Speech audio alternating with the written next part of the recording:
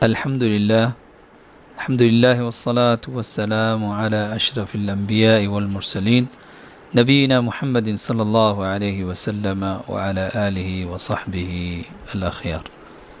Assalamu alaikum wa rahmatullahi wa barakatuh. An Abdullah ibn Abbas radiyallahu ta'ala anhuma qala كان رسول الله صلى الله عليه وسلم كان أجود ما يكون في رمضان حين يلقاه جبريل، وكان جبريل يلقاه في كل ليلة من رمضان فيدارسه القرآن، فلرسول الله صلى الله عليه وسلم حين يلقاه جبريل أجود بالخير من الريح المرسلة. متفق عليه. عبداللہ ابن عباس رضی اللہ تعالیٰ عنہ جن فرمائن تھا تو نبی کریم صلی اللہ علیہ وسلم جن سب खां वधीक सखी हूंदा हुआ ऐं सभ खां वधीक सखावत रमज़ान में कंदा हुआ जॾहिं जिब्रील अमीन पाण सां मुलाक़ात कंदा हुआ ऐं जिब्रील अमीन रमज़ान जी हर राति मुलाक़ात करण जे लाइ ईंदा हुआ। फ़युदारिसहुल क़ुरान, पोइ नबी करीम सल्लल्लाहु अलैहि वसल्लम सां वेही करे क़ुरान पढ़ाईंदा हुआ। फल रसूलुल्लाह सल्लल्लाहु अलैहि वसल्लम हीन यल्क़ाहु जिब्रील अजवदु बिल ख़ैर मिन अर्रीहिल मुरसला। पाण नबी करीम सल्लल्लाहु अलैहि वसल्लम जन जी जॾहिं जिब्रील अमीन सां मुलाक़ात थींदी हुई त पाण जी मिसाल सखावत में ईअं हूंदी हुई जीअं तेज़ हवा हलंदड़ हुजे। हिन हदीस के इमाम बुखारी रहमहुल्लाह ऐं इमाम मुस्लिम रिवायत कयो आहे।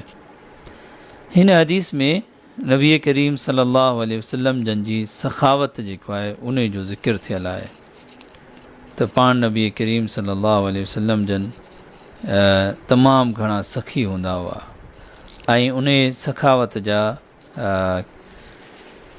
जेके मुख़्तलिफ़ शयूं आहिनि उहे ज़िक्र कयूं वयूं आहिनि हदीस में। मुंहिंजा भाइरो, इन सखावत खे इमाम इब्न क़य्यिम रहमहुल्लाह 10 दर्जा ॾिना आहिनि त सखावत जा 10 अंदाज़ थी सघनि था। पहिरियों जेको क़िस्म आहे सखावत जो उहो आहे पंहिंजे जान जी सखावत करणु ऐं सभ खां आला मर्तबो आहे जॾहिं इंसान पंहिंजी जान खे क़ुर्बान करे थो अलाह जे रस्ते में।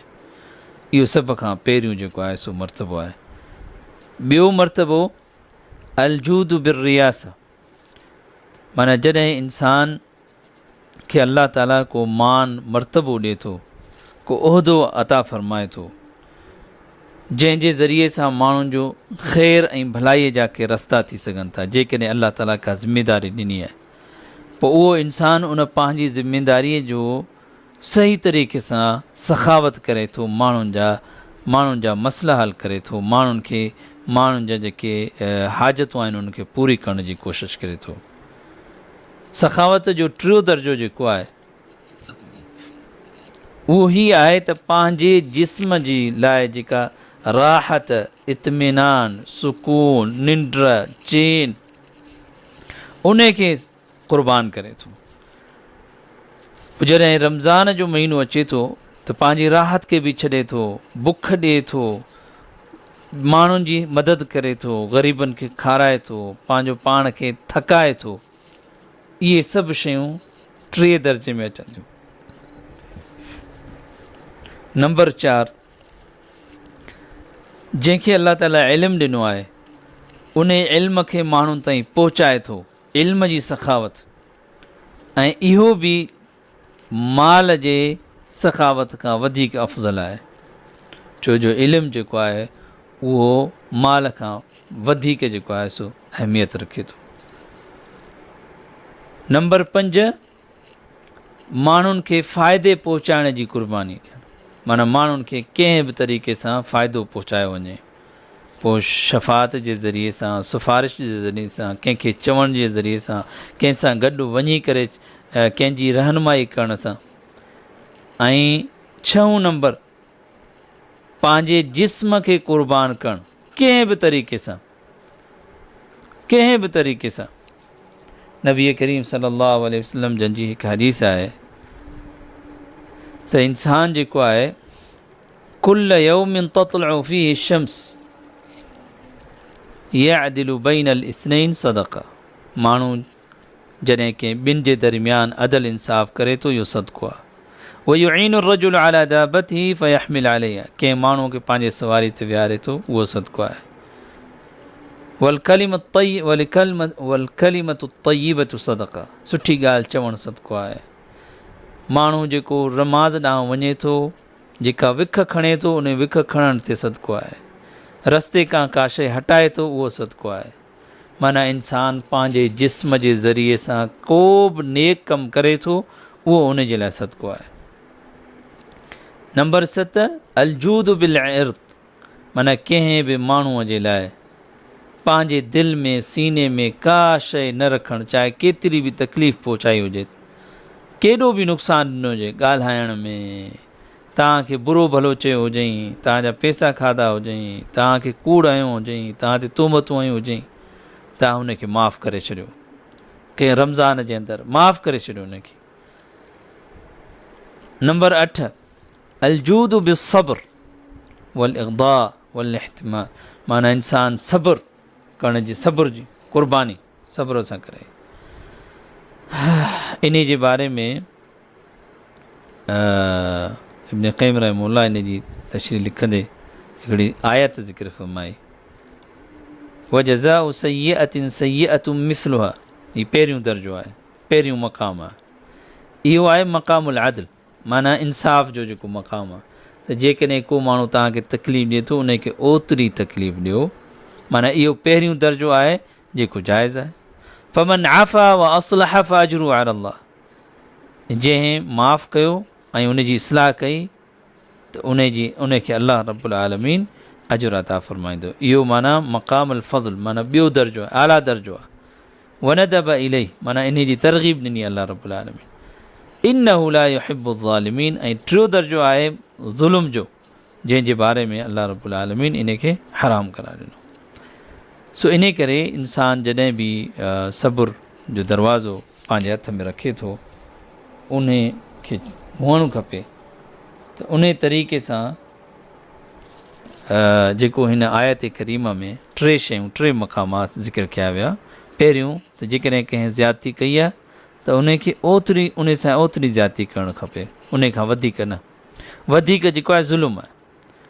पहिरियों दर्जो, जेकॾहिं ज़्यादती कई आहे तव्हां बि ओतिरी ज़्यादती कयो जेतिरी उन कई आहे, पर फ़ज़ीलत वारो कमु छा आहे त माफ़ु कयो।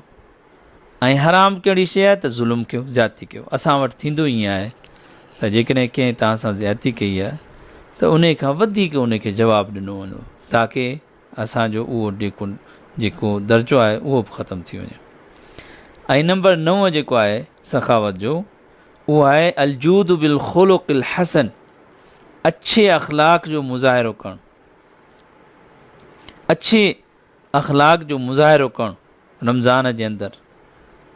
जो नबी करीम सल्लल्लाहु अलैहि वसल्लम फरमायो, इन्नल मुमिन ला युदरिकु बिहुस्निल ख़ुलुक़ि दरजतल क़ाइमिस साइम, मोमिन जेको आहे, बेशक मोमिन, उहो अच्छे अख़लाक़ जे ज़रिए सां उहा शइ पाए थो। कहिड़ी शइ? दरजतल क़ाइमिस साइम, जेको राति जो क़याम करण वारो रोज़ेदार हुजे। सो इन करे इहो 9 नंबर जेको आहे सो सखावत आहे। ऐं 10 जेको दर्जो आहे अलजूद बितर्कि मा फ़ी अयदि नास, माना इन शइ जी सखावत करे क़ुर्बानी ॾिए त जेको माण्हुनि जे हथ में आहे ओॾांहुं ॾिसे ई न, उन ॾांहुं तवजह ई न ॾिए।